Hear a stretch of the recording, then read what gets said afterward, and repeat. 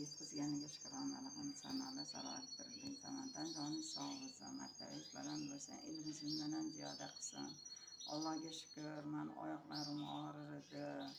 Oyoqlarimda o'sha 60 yildan beri tuzlari bor, revmatizm, artrit, tomirlar tortishib qolardi.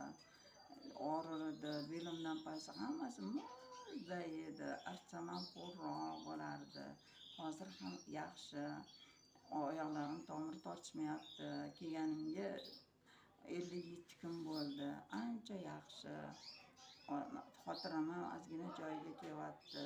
Boshlarimda gematonda bordi, qonlar tarqalib ketdi. Yaratgan egamga shukr deyman.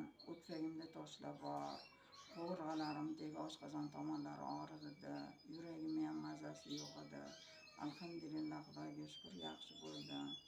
Yurishlarim ham anchalarnaqa edi. Hozir mana yuryapman. Xastada ham, xasasiz ham yuryapman. Yaqinroq joyga, uzoqroq joyga boshim aylanib qo'rqaman. Yaxshi, hammasi joyida. Sizga million marta rahmat. Anjoni sog', martabangiz baland bo'lsin. Ilmingizni bundan ham ziyoda qilsin. Kelgan odamlarning hammasi xursand. Hech kimdan men qancha odam uchratigan bo'lsam, hammasi xursand. Rahmatlar aytadi.